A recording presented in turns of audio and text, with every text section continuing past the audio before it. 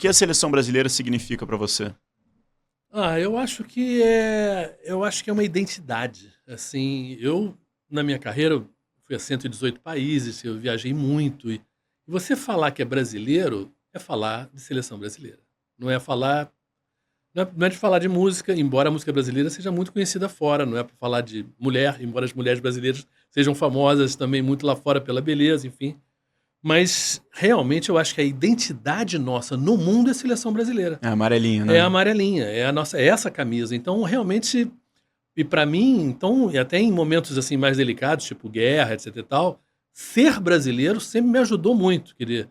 Então, mas eu falo então não simplesmente por essa ajuda, mas pela identificação mesmo, quer dizer, eu curto seleção brasileira desde menino, né, desde criança mesmo, que eu acho que como todo menino que gosta de futebol, quer dizer, me interesso, qualquer jogo de seleção brasileira me interessa, sempre me interessou.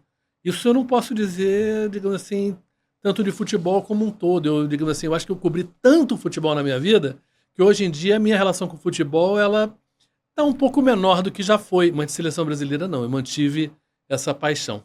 E foram 10 Olimpíadas, 8 Copas do Mundo, Uhum. que a seleção brasileira esteve presente nas Copas, nas Olimpíadas nem sempre.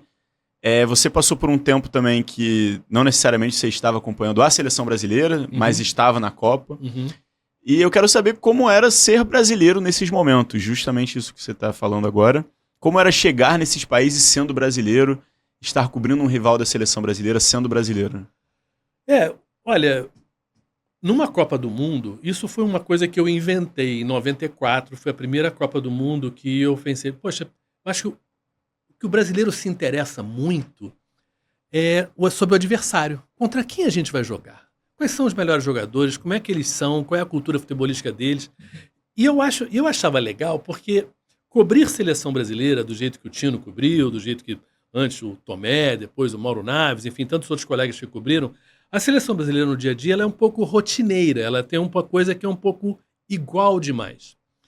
E para mim, porque eu falo outros idiomas, eu São tinha 7, muito, né? eu tinha muito interesse em, a cada 4, 5 dias, eu mudar de assunto, Aham. entendeu?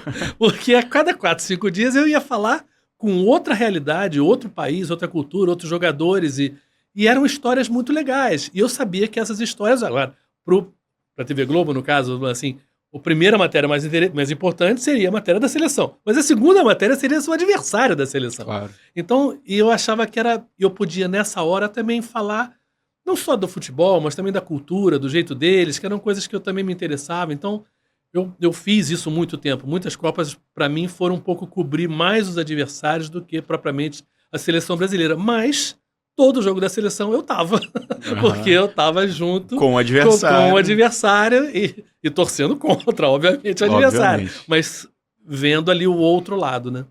E você acaba, assim, obviamente, torcendo pela seleção brasileira contra outro time, mas você acaba criando uma conexão ali quando você está pesquisando sobre a história do outro país, você está vivendo ali o dia a dia com os jogadores, então essa conexão é criada também, né? Sem dúvida. Não, e é muito interessante porque quando você chega para cobrir o adversário, você é aí que vê o tamanho do que é uma seleção brasileira, né? Quer dizer, independentemente da Copa que for, dos jogadores que forem, você chega e você vê a imprensa, os coleguinhas do outro lado, né? Os jogadores do outro lado.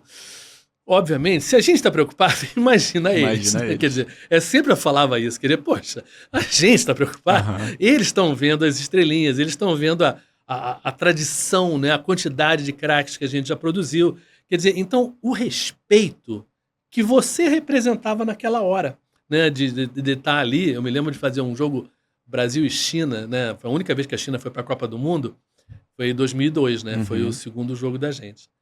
Claro que a China era fraquíssima, mas, poxa, e só tava gente, só tava eu, o cinegrafista e um cara do Globo, o Ari, e, e, e acho que 300 chineses, assim, uma coisa assim que para eles, estar numa Era o Copa do Mundo era momento. o momento, era o sonho. E a gente estava ali, aqueles 3 jornalistas brasileiros que representavam ali até aquele momento, até foi curioso porque houve um quiprocó, uma confusãozinha do cinegrafista do Paulo Pimentel com um fotógrafo Com o chinês, chinês. E aí deu uma confusão, e os coreanos, os policiais coreanos botaram o Paulinho numa van.